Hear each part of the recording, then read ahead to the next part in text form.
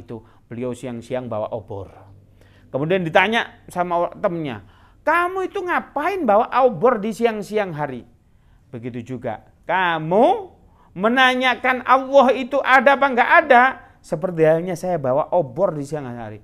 Allah itu sudah jelas, bikaunihi.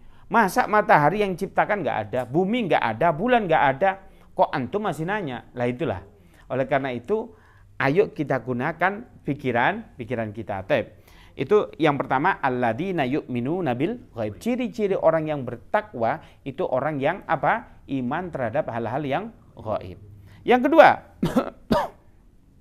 wa yuqimunas shalah, yaitu orang yang mendirikan sholat. Iman toh ndak sholat, apa bedanya antum dengan setan? Setan itu iman nggak kalau Tuhannya itu Allah? Iman. Mereka itu lebih senior daripada kita.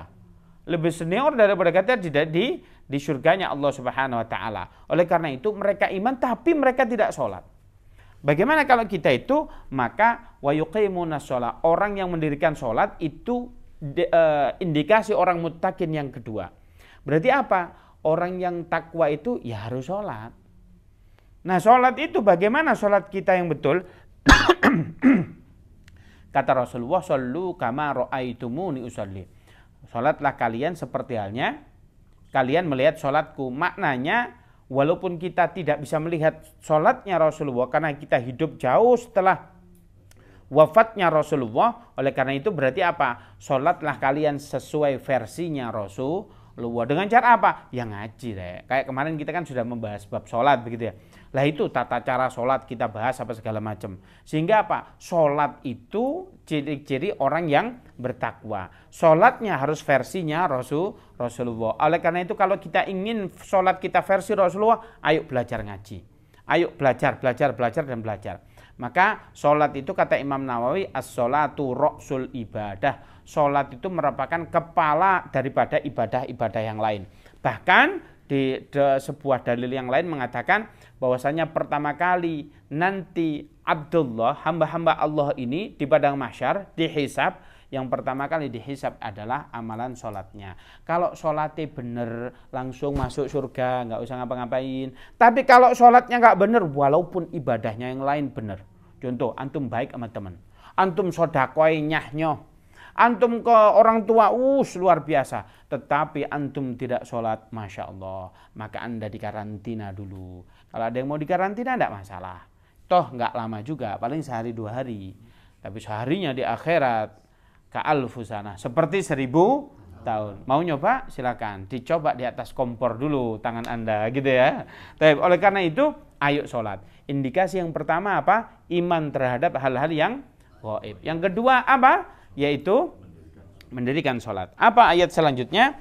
Wa mimma razaqnahum yunfiqun. Orang yang senantiasa berinfak apa? Di jalan Allah. Nah, saya tanya, kalau zakat, sedekah itu dibagi 2. Zakat dengan sedekah biasa. Zakat itu sedekah wajib. Tapi ada aturan mainnya. Kalau antum harta antum nggak sampai nisabnya, nisab itu batas kepemilikan kita. Kita punya harta di bawah nisab, ya nggak wajib zakat. Contoh, nisabnya berapa? Isyrina dinar, yaitu 20 dinar. 1 dinarnya setara dengan 4,25 gram. Nah, kalau 1 gramnya itu berapa? 1.200.000. Nah, kenapa kok tahu? Kemarin saya jualan emas disuruh Pak Dodi. Nah, jadi tahu gitu ya. Berarti 4 itu berapa? Kurang lebih berapa? 5 jutaan ya? 5 juta 4,25 gram. 5 juta kali 20. 100 juta. Maka kalau kita memiliki harta yang kita peroleh di luar operasional 100 juta, maka kita wajib zakat. Dan harus ada haul. Haul itu kepemilikan kita sudah mencapai 1 tahun. Loh, zakat wajib itu ada aturan mainnya. Lalu zakat sunnah kapan kita lakukan? Rasulullah mengajarkan kita sarra'i wa dharra. Gak peduli tanggal tuwek ya tanggal 6 ya tetap sedekah rek. Oh itu loh. Antum itu sedekah itu menjalankan indikasi orang yang muttaqin. Antum ngaku takwa, tapi oh ya Allah medite gak ketulungan niku wis ampun. Lek cerita sundul langit temen gak pernah ditraktir. Bukan orang iman. Ya enggak? Bahkan ciri-ciri orang yang dirindukan surga apa? Wa mut'imul ji'an. Orang yang senantiasa memberi makan orang yang sedang lapar. Makanya ngasih orang makan lapar nggak bikin miskin antum. Itu ciri-ciri orang yang takwa. Lah, sedekah itu bagaimana? Sedekah itu bisa kita lakukan. Oh, sedekah subuh boleh. Sedekah subuh yang bagus. Dikasih siapa? Boleh marbot masjid, boleh orang yang suka adzan, boleh teman kita yang sedang masalah, boleh majelis taklim. Lah kayak gini kan enak, ini yo sedekah ini. Mas Faiz, oh tuku jeruk ini ya ada uangnya ini. Iya enggak? Oh ini juga sedekah, bikin kopi juga ada sedekah. Oh ke majelis zikir, itu sedekah. Sedekah antum enggak punya duit ya sudahlah, sedekah apa? Bawain temennya gorengan entah apa, itu sedekah. Sedekah itu luar biasa. Fadilahnya sangat banyak di YouTube di channel-channel saya, di video yang lain diterangkan fadilah tentang bersedekah. Itu luar biasa. Oleh karena itu, ayo kita bersedekah agar supaya kita ada ciri-ciri orang yang bertakwa. Jadi ojo medit-medit. Lah wong medit itu ada dua. Yang pertama pelit. Pelit itu bagaimana? Ayo makan-makan. Ayo kita ke restoran. Giliran bayar, ya wis rek, bayar dewe-dewe. Loh, dia yang ngajak tapi bayarnya dewe-dewe, ini orang pelit. Ada yang pelit yang kedua, kalau bahasa Jawanya ini cetil. Wah, cetil ini bagaimana sih? Cetil ini, ayo makan-makan. Kita ke kafe bareng. Giliran bayar, ya, saya mau ke toilet dulu ini. Wah, duitmu dhisik ya, engko tak ganti. Oleh 3 tahun ganti balik-balik padha ae. Ini kan orang al-cedilu, orang-orang yang pelitnya luar biasa. Ojo dikancani model ngono iku, engko nulari gitu ya. Tadi lek wong ngono iku medhit temenan. Maka indikasi ketakwaan dia enggak ada. Oleh karena itu yang ketiga ciri-ciri orang takwa itu sing loman ambek koncone. Nang omahe diparani koncone, ya Allah, wedang putih gak metu. Masyaallah. Ojo dikancani wis nulari. Waduh ceritane sundul langit, gajiku sakmene, gak nyiprat blas. Buat apa punya teman begitu? Iya enggak? Ya kalau gini kan seneng ini lah datang ke sini ke rumah Mas Faiz, waduh dikawana gorengan apa segala macam. Maka ini ondegasi orang yang muttaqin. Apa ciri-ciri orang yang muttaqin selanjutnya? Walladzina yu'minuna bima unzila ilaika min qablik, yaitu orang yang iman terhadap kitab-kitab Allah yang diturunkan walaupun sekarang maupun yang dahulu. Kita ketahui bersama kitab-kitab Allah itu ada berapa? Ada 4. Apa? Zabur, Taurat, Injil, dan Al-Quran. Kita tidak membahas yang ketiga tetapi membahas yang terakhir yaitu Al-Quran. Al-Quran itu definisinya kalamullah nazzala ala sayyidina Muhammad biwasitatin Jibril lafdan wa ma'niyan. Al-Quran itu perkataan Allah yang diturunkan kepada baginda Nabi Muhammad SAW. Baik itu teks dan maknanya. Rasulullah nggak ikut peran sekali. Itu ayat memang dari Allah, teks dan maknanya. Melalui perantara malaikat Jibril, itu adalah Al-Quran.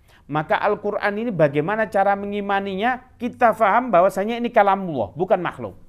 Itu yang pertama. Yang kedua, cara-cara ciri-ciri orang yang beriman terhadap Al-Quran itu adalah cinta terhadap Al-Quran. Bagaimana cinta terhadap Al-Quran? Ya dibaca ya.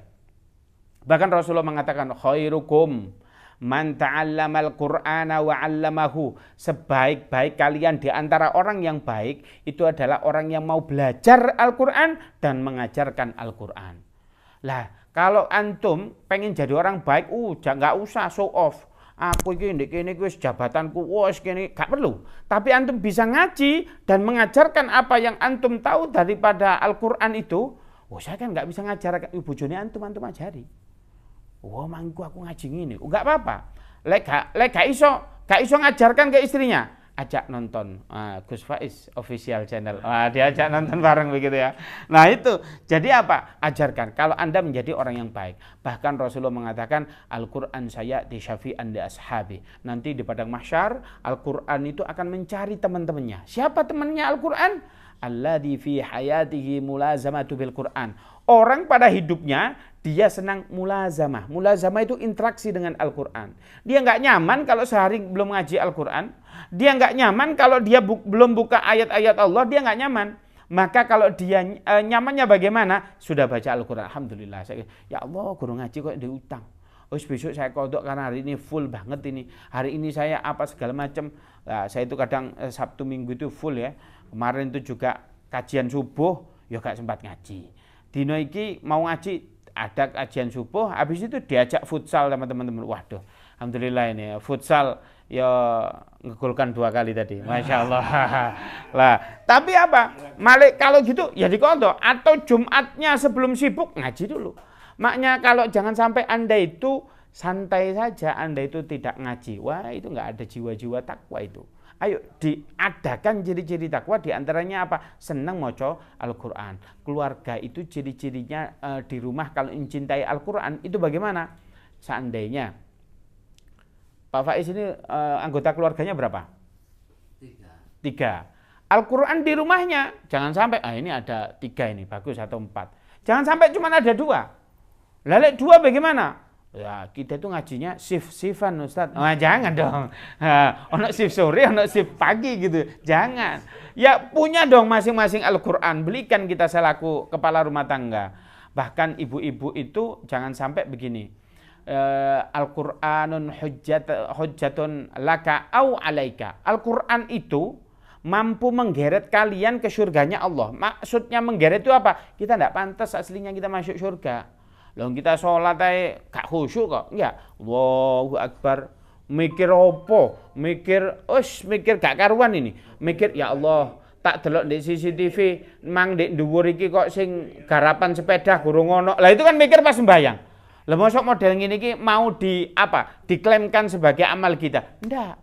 Iya enggak? Maka Al-Qur'an itu kalau kita sering ngaji itu dicari nanti. Ya Allah, aku minta orang satu ini engkau bebaskan dari segala. Timbangannya engkau beratkan. Kenapa? Dia dulu sering membacaku. Tapi ada orang yang baik, apa-apanya baik, tetapi digeret oleh Al-Quran ke nerakanya apa? Karena kita tidak pernah membaca Al-Quran. Ditanya ini ibu-ibu, dulu maharnya apa? Seperangkat alat sholat dengan kitabullah, Al-Quran. Masya Allah. Al-Qurannya aja. Ada Gus, alhamdulillah di lemari masih segel. Berarti gak tahu diwaca babar belas ya. Jangan sampai ini eman-eman buat apa? Makanya kalau anak antum punya Iqra lecek, jangan dimarahin dong, berarti dibaca. Kalau segelan sampai berbulan-bulan marahin itu dia nggak pernah baca. Tapi itu ya, ciri-ciri orang muttaqin yang keempat. Apa? Ya, selanjutnya wabil akhirati hum yuqinun. Orang yang bertakwa itu ciri-cirinya yang terakhir itu adalah orang yang beriman atas datangnya hari kiamat. Antum percaya nggak akan datangnya hari kiamat? Alhamdulillah, itu adalah ciri-ciri takwa yang kelima. Loh, kita nggak akan bahas kiamat. Kapan terjadinya kiamat? Dulu Rasulullah itu begini. Ini fadilahnya orang Badui. Orang Badui ini orangnya to the point. Ya Muhammad dipanggil gitu. Sampai 3 kali. Ada yang muhaddits ini mengatakan Rasulullah ngapunten, tidak mireng, tidak mendengarkan. Yang kedua, ini orangnya kok nggak jelas. Di Al-Quran saja nggak ada itu ayat yang mengatakan satu pun ya Muhammad. Mesti Yasin, Toha. Itu kan bahasa-bahasa wahai kanjeng Nabi gitu. Allah saja memberi penghargaan kepada Rasulullah dengan cara mengatakan ini yang sopan. Ini enggak, ya Muhammad. Mata sah. Kapan kiamat itu? Kamu dari tadi cerita tok. Kapan sih kiamat? Jamnya kapan? Hari apa? Biar aku persiapan. Ditanya oleh Rasulullah, ya sudah ketika ma'adatlah, apa yang kamu persiapan? Kamu nanya kiamat. Aku tidak ada persiapan apapun kecuali aku sholat dan puasa dan itu. Kemudian apa? Kemudian aku cinta kepadamu. Wah, ini orang Badui. Apa? Almar'u ma'aman ahbabta. Orang itu nanti setelah mati akan dikumpulkan bersama orang-orang yang ia cintai. Kalau Anda cinta kepada baginda Nabi, nanti mati insya Allah dikumpulkan dengan para nabi. Bukan senang sekali. Tapi lah dijak sholawatan ratau teko. Ini cinta tenan ta ora ya antum ini. Ben-ben ae sih guys. Dijak sholawatan. Capek minggu-minggu aja turu. Kayak bukan muhibbin ini, bukan pencinta Rasulullah ini kan. Lah makanya kalau pengen dicintai Rasulullah, ya cintai Rasulullah semasa. Emang sholawatan itu apa? Sholawat itu adalah bukti cinta kita kepada Rasulullah. Ya enggak? Allahumma sholli ala sayyidina Muhammad, kita mendoakan baginda Nabi Muhammad SAW. Bahkan Allah Subhanahu wa taala saking cintanya kepada kita, bagi siapa yang sholawat satu dihitung Anda melakukan 10 kali.